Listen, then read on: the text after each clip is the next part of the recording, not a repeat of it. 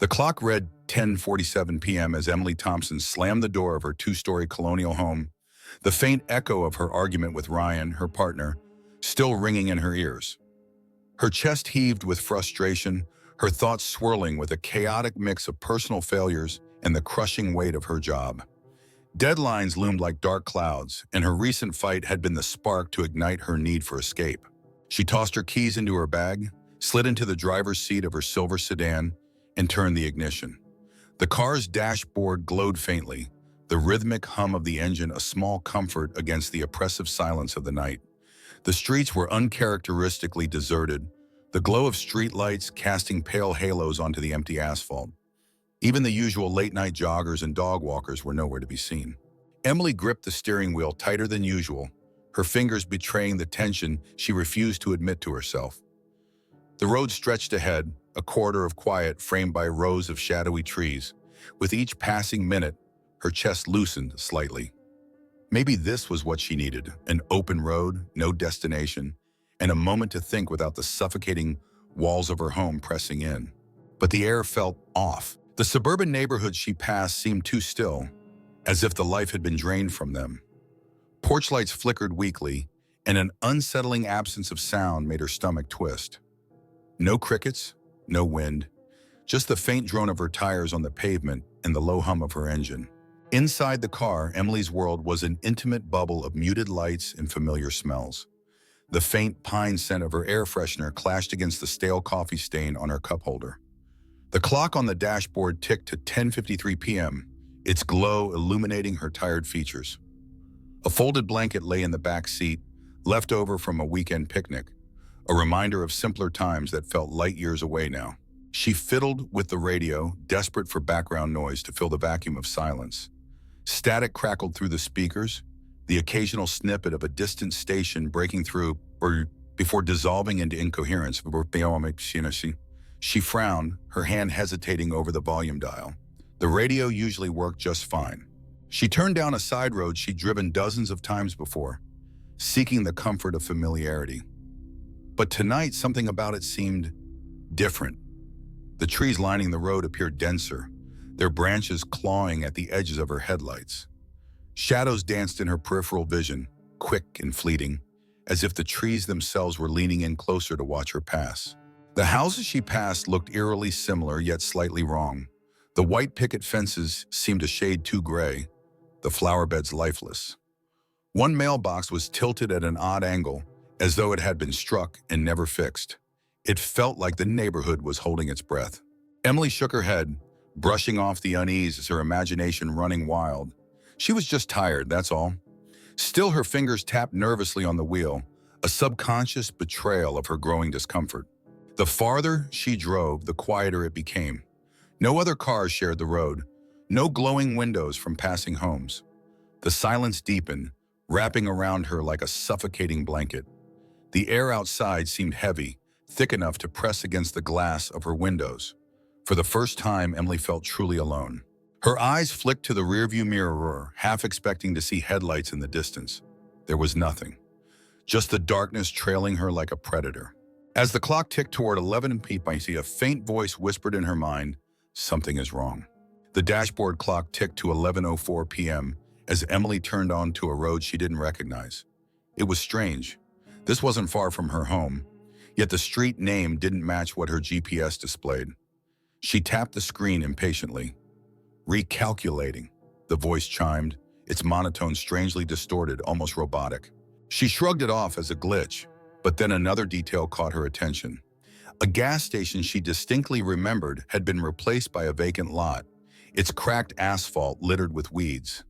She stared at it as she passed, an unsettling familiarity gnawing at her. Had it always been abandoned? The further she drove, the more the details didn't add up.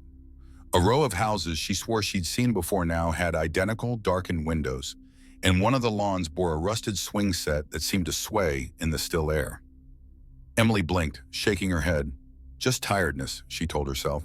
But unease began to take root. The streetlights flickered intermittently, their light struggling against the deepening shadows. Emily tightened her grip on the wheel, her knuckles turning white. To break the oppressive silence, Emily flicked the radio back on, At first, static filled the car, the white noise almost a relief. Then faintly she heard it. Voices, garbled and distant. She leaned closer, turning up the volume. A fight, deadlines piling up. Her breath caught. Those words, it was as if the radio was describing her evening. She shook her head, glancing around the empty road before focusing back on the speakers. You can't keep running from this, Emily. The voice was clear this time, and it was unmistakably hers. Emily's blood ran cold. She slammed the radio off, her heart pounding against her ribs. I'm just hearing things, she muttered, trying to inject logic into the situation. But her shaky hands betrayed her disbelief. The hum of the engine seemed louder, the night darker, the air heavier. As the minutes dragged on, a new sensation crept into Emily's consciousness. It started as a prickling at the back of her neck, the unmistakable feeling of eyes on her. She glanced into the rearview mirror. Nothing, just the empty road stretching endlessly behind her. Her stomach churned as the sensation grew stronger, almost palpable. Every shadow outside the car seemed alive, every dark corner teeming with unseen figures just out of sight. She rolled up her windows despite the mild evening, as if the thin layer of glass could shield her from whatever was out there.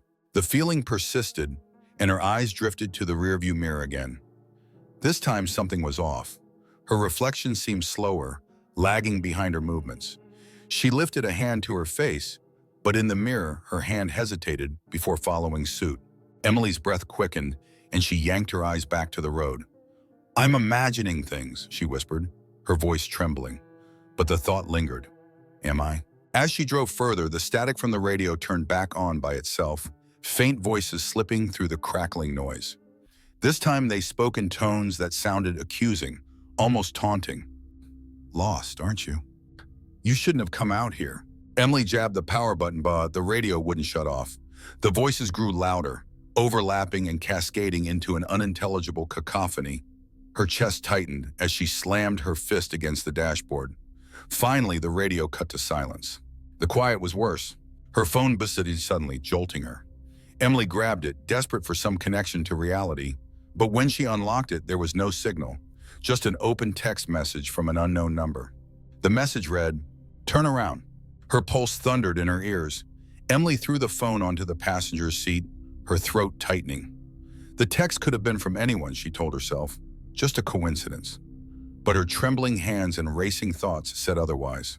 For the first time, she wondered if the road she was on was no longer part of the world she knew. Emily's breathing was shallow, her grip on the steering wheel so tight her fingers ached. The once familiar suburban streets were now unrecognizable, and every turn seemed to lead her deeper into a labyrinth of darkness. She glanced at her GPS again. It flickered erratically before shutting off completely, the screen going black. Great, she muttered under her breath, her voice wavering. The oppressive silence was now pierced by faint, unnatural noises, distant whispers and the occasional soft tap, as if something was brushing against the car. Each sound sent a shiver crawling up her spine. Her headlights cut through the darkness, illuminating the road ahead. For a fleeting moment, a shadow darted across her path. She slammed the brakes, her heart lurching in her chest. But when she leaned forward to peer into the night, there was nothing there. Several miles, or what felt like miles later, Emily saw a figure standing at the edge of the road. It was tall and still, its silhouette barely distinguishable in the gloom. Relief surged through her. Another person, finally. She slowed the car, rolling down the window slightly. Hey, she called out, her voice echoing unnaturally in the quiet. Do you need help?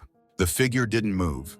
As she got closer, she noticed its strange posture, unnaturally rigid, almost like a mannequin. The hair on the back of her neck bristled. She stopped the car entirely, but before she could get a better look, the figure was gone. One blink, and it simply wasn't there anymore. Her heart thudded against her ribs as she scanned the road. What the hell? She whispered, her voice trembling. Emily drove on, her foot pressing the gas pedal harder than necessary. She didn't realize she was speeding until the streetlights began flashing by in quick succession, their flickering glow disorienting her further. Then, in her rearview mirror, she saw it. Headlights. Relief and suspicion mingled in her chest. Another car at this hour? The headlights were distant but steady, matching her speed. She slowed slightly, and so did the car behind her. She sped up, and the headlights followed suit. Her fingers tightened around the wheel. She stole glances at the rear-view mirror, her stomach sinking deeper with every look. But the strange thing was, whenever she looked for too long, the headlights vanished. And yet, as soon as her eyes returned to the road, they were back, always the same distance away. The game continued for miles, the phantom car a silent, unnerving companion. The streetlights began to flicker more erratically as Emily's unease morphed into outright fear. Each time the lights went dark, the world outside her car felt like it shifted. Shadows seemed to move closer, creeping toward her windows before retreating when the lights returned. At one intersection, the lights flickered long enough for her to catch a glimpse of something in her side mirror. A pale face, twisted unnaturally, pressed against the rear window for just a fraction of a second. She screamed, slamming her foot on the accelerator. The face was gone when she dared to look back.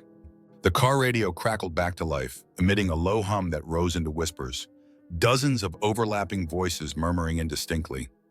Emily clenched her teeth, refusing to give them her attention. But they grew louder, filling the car with disjointed fragments. Wrong turn. You shouldn't be here. Lost. Suddenly, a loud bang reverberated from the roof of the car, jolting her. She cried out, her hands jerking the wheel slightly. The bang came again, rhythmic and deliberate, as if something or someone was on the roof, pounding to be let in. "Get off!" she screamed, her voice cracking. Her heart raced as she pressed the gas pedal harder, her car hurtling down the desolate road. Emily's eyes flicked to the rearview mirror again, and this time her reflection didn't just lag. It stared at her, its mouth moving silently, forming words she couldn't hear. She gasped, instinctively covering her mouth, but the reflection didn't mimic her. Instead, it smirked. Her stomach turned as her reflection leaned forward, its lips moving faster, the silent words growing more frantic. She glanced at the road, her mind screaming for her to stop looking. But when her eyes darted back to the mirror, her reflection was gone. The rearview mirror now showed only the empty back seat. Her phone was still useless, displaying no service in mocking bold letters. The road stretched endlessly before her. No landmarks, no houses, no signs of life. She had driven for what felt like hours, yet her surroundings never changed. The road was the same, the trees were the same, and the sense of being trapped tightened its grip on her chest. Her pulse hammered in her ears as the realization dawned, "I'm not getting out of here." Desperation pushed Emily to the edge as her car's gas gauge hovered near empty. Her heart leapt when she spotted a dimly lit gas station in the distance, a lone beacon of hope in an otherwise endless void. The old-fashioned sign buzzed faintly, the fluorescent tubes flickering erratically. It read Miller's Gas and Go, though the worn lettering suggested it hadn't been updated in years. She pulled in hastily, her tires crunching over gravel. The station seemed abandoned at first glance, the windows dark and the pumps ancient relics of a bygone era. But as she stepped out of the car, the night air bit into her skin, colder than it had any right to be. A faint yellow glow appeared in the small office window, and she saw a figure inside. Emily pushed open the door to the station office, a bell jingling above her. The smell of old wood and gasoline filled her nostrils. Behind the counter stood a man, mid to late 40s, with a rugged face and piercing blue eyes. His clothes were simple and worn, as if he had been standing there for decades. "You look like you've had a rough night," he said, his voice low and gravelly. Emily forced a smile, her nerves frayed. "You could say that. I think I took a wrong turn. My GPS isn't working and something's wrong out there." Her voice cracked as she gestured vaguely to the road. The man, who introduced himself as Jack Miller, nodded knowingly. "You're not lost," he said, his gaze steady and unnervingly calm. "You're stuck." Her brow furrowed. "What do you mean, stuck?" Jack leaned on the counter, his voice dropping to a conspiratorial whisper. "This road? It's not just a road. It's a place that traps people like us. People who've got unfinished business. Regrets, fears, mistakes we're too afraid to face. And the longer you stay, the harder it is to leave." Emily felt her throat tighten. "That's ridiculous. I just need to get back to—" "You think I haven't tried?" Jack interrupted, his voice sharp now. "I've been here for years. Time doesn't work the same way here. Some nights, I drive for hours and end up right back here. Other nights, the road disappears entirely." Her heart pounded as she took a step back. "No, this is just—" I'm just tired. I'll find my way out. Jack's face softened, his voice tinged with sadness. You won't. Not unless you face what brought you here. Emily's head spun. Brought me here? What are you talking about? You're running from something, Jack said simply. We all were. That's what the road feeds on. Emily backed toward the door, shaking her head. You're crazy. But as she turned to leave, she saw something in the glass reflection of the door. Jack's figure. Distorted. Translucent. Her breath hitched. She spun around to face him, and for a moment he wasn't there. Then he was, as solid as before, watching her with quiet intensity. I'm not what you think I am, Jack said, his voice heavy with meaning. But I'm not your enemy either. Then what are you? Emily whispered. Jack sighed, looking past her as if seeing something she couldn't. Just another soul caught in the web. Jack handed Emily an old folded map, its edges frayed. This is your only chance. Don't trust the GPS and don't stop again.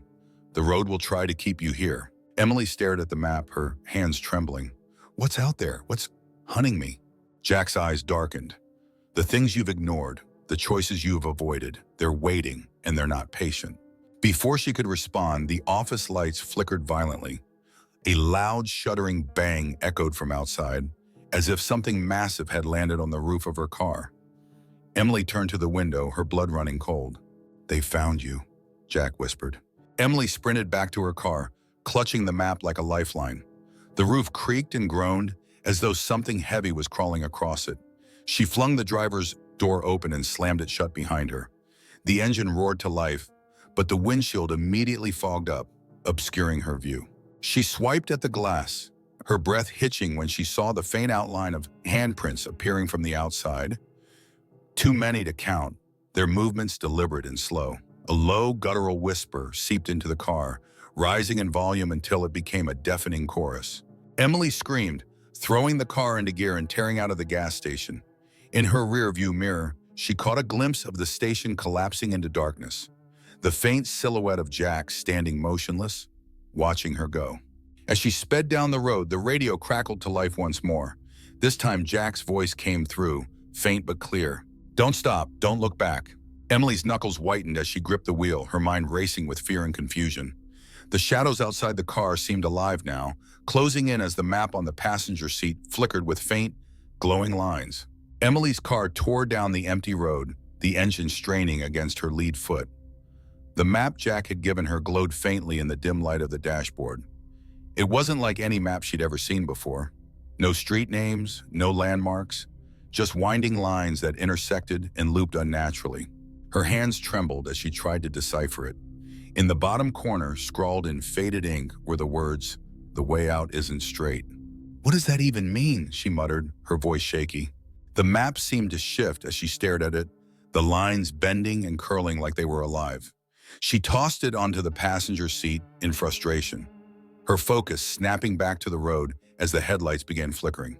The world around her shifted as the road ahead began to change. The asphalt cracked and split, the trees on either side twisting into grotesque shapes, their branches reaching like clawed hands. Her car jolted violently as the road narrowed, forcing her to swerve to avoid plunging into the black void that seemed to expand on either side. The voices from the radio returned, louder and more distorted than before. They weren't just whispers now, they were screams, laughter, so it's all blending into a cacophony that made her ears ache. Then the shadows appeared.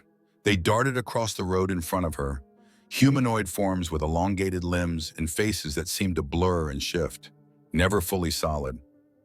One stood directly in her path, its eyes glowing faintly red. Emily screamed, jerking the wheel, and the car veered off the road. The car skidded to a halt in a clearing surrounded by mist. Emily gasped for air, her chest heaving as she tried to steady herself. The map lay on the passenger seat, its lines glowing brighter now, almost pulsing in time with her heartbeat. You can do this, she whispered to herself, gripping the steering wheel so tightly her knuckles turned white. You just have to keep going. Her eyes flicked to the rearview mirrors and she froze. The reflection wasn't hers, it was Jack's, his expression grim. Remember, his voice echoed faintly in her mind.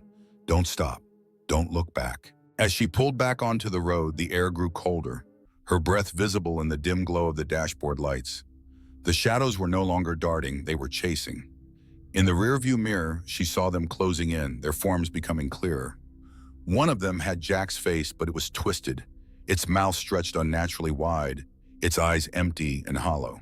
The road ahead shifted again, the asphalt cracking and rising into jagged shapes like broken teeth. Her car jolted violently as she navigated the terrain, her tires screeching as she made sharp turns to avoid the obstacles.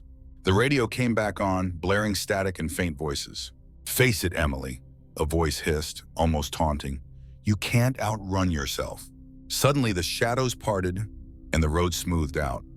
Emily's surroundings changed, and she found herself driving through what looked like her childhood neighborhood. The houses were eerily perfect, like snapshots from old family photos.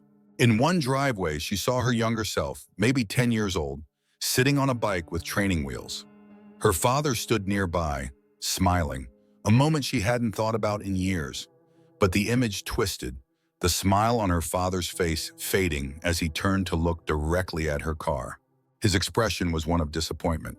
The image shattered, the houses dissolving into darkness, and the shadows returned, closer than ever. Emily gritted her teeth, her determination rising despite the terror threatening to overwhelm her. She grabbed the map again, forcing herself to focus on the glowing lines. It seemed to pulse faster now, the glowing ink forming a new path in real time. Following the map's guidance, she took an abrupt left turn. The car bucked and skidded as the road beneath her tires changed again, this time to smooth, unmarked asphalt that stretched endlessly into the darkness. Ahead, the road appeared to end abruptly, a massive chasm cutting across her path. On the other side, she could see faint lights, familiar street lights, the kind that lined her neighborhood.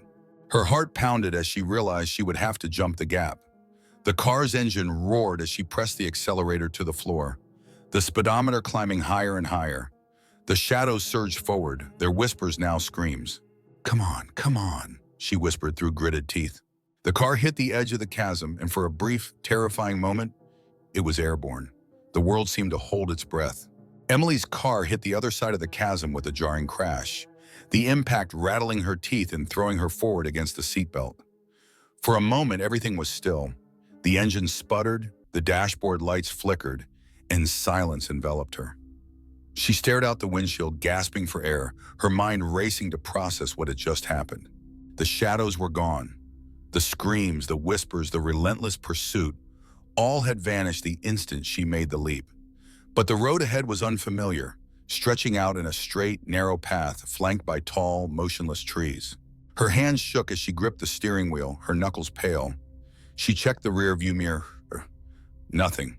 The chasm was gone, replaced by a smooth, empty expanse of asphalt. Emily took a deep breath, the oppressive weight in her chest beginning to lift. The road felt lighter now, less oppressive. The air seemed clearer, easier to breathe. But the eerie quiet persisted, and the gnawing uncertainty in her gut refused to fade. She glanced at the map on the passenger seat. The glowing lines were gone, replaced by faded ink that showed nothing but blank, meaningless space. She picked it up, flipping it over in her hands, but it was as if the map had ceased to exist as a tool. With no other choice, she kept driving, her headlights cutting through the endless dark. Gradually, familiar landmarks began to reappear. A gas station, newer and brightly lit, nothing like the decrepit one she had stopped at earlier. Street signs that matched her memory, houses with warm, glowing windows. Relief coursed through her veins, and her grip on the wheel loosened. But something wasn't right. The streets were too quiet, eerily pristine. There were no cars, no pedestrians, not even the faint hum of distant traffic. It felt staged, as though someone had meticulously reconstructed her town but forgotten to populate it with life. She turned down her own street, her house coming into view. The porch light was on, and Ryan's car was in the driveway just as she'd left it. But the sight didn't fill her with comfort. It felt off, like a dream she couldn't quite wake from. Emily parked the car and sat there for a moment, staring at the house. Her heart pounded as questions swirled in her mind. Was this real? Had she truly escaped? Or was this another trick of the road, another layer of its cruel labyrinthine trap? Summoning her courage, she stepped out of the car. The air was crisp and cool, the faint smell of freshly cut grass lingering. Everything seemed normal. Too normal. She climbed the steps to the front door, her keys jangling in her trembling hand. As she slid the key into the lock, a faint sound stopped her, a soft hum, barely audible, coming from inside the house. She pressed her ear to the door. It was the same distorted static that had plagued her car radio earlier. Emily pushed the door open cautiously. The interior was exactly as she had left it, shoes by the door, Ryan's jacket draped over a chair, the faint glow of the kitchen light spilling into the hallway. The hum grew louder, its source unclear. "Ryan," she called out, her voice trembling. No response. She stepped into the living room, her heart sinking as she noticed the clock on the wall. It read 10:47 p.m., the exact time she had left the house earlier. "Ryan!" she shouted again, panic rising. She checked the kitchen, the bedroom, the bathroom. Every room was empty, but in each, the hum persisted, growing louder, more oppressive. Finally, she returned to the living room, standing in front of the large mirror that hung above the fireplace.